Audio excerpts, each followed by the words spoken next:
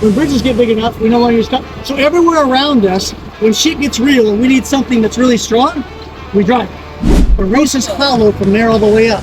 The post is the weakest where this hole is, right here. So if you, when the storm came through, you saw the kinks right there, right?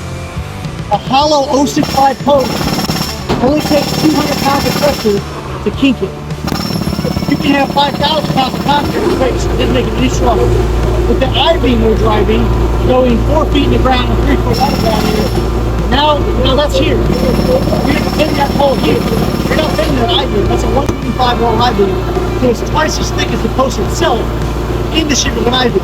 So we're 300 to 500 times stronger, this system, than the concrete. So if the homeowner pushes back and says, I want my concrete, no, it doesn't make it any stronger. Right? It still kinks.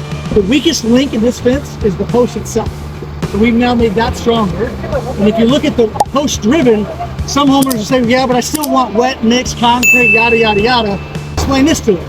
When we need to keep 80,000 pound rigs from leaving the interstate and keep them safe, we don't put those in concrete, we drive all those.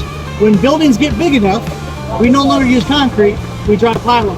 When bridges get big enough, we no longer use concrete. So everywhere around us, when shit gets real and we need something that's really strong, we drive it. The reason why we don't have it and drive it in the residential world is because years ago, we didn't have the technology, the resources, or the material to do it. So we had to dig a hole. And if we dug a hole, we can't pack dirt in there like Mother Nature. So we had to fill it with something, concrete, to make sure our compaction was there. It was a band-aid because we didn't have a solution. The original fences that we were putting in were all driven. Granddad drove all of us close in agro. We had to improvise, we went to backyards, we couldn't get the equipment back in the driveway. Big trucks wouldn't fit there. If you try to drive the vinyl or aluminum or wood, they're gonna shatter. So we had to have an alternative. That's when concrete came in.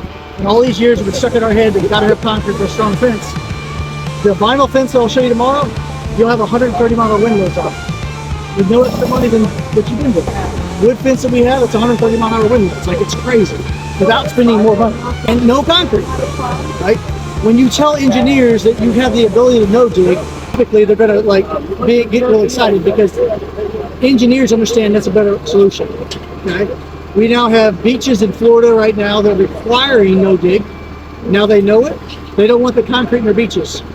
Now they're requiring you have to pound everything. Rosemary Beach, 30A. Now they know we can no dig. They're speccing the military bases to be no dig chain link fence. So a lot of pushback we get is, yeah, but commercial jobs will never do that. When you go to a commercial job and say, we can, all of a sudden, what are you talking about? We can pound it 5 feet deep, 6 feet deep. If we start getting that kind of depth, we're way more stable than 2 foot deep concrete in this sand soil. Way more stable, right?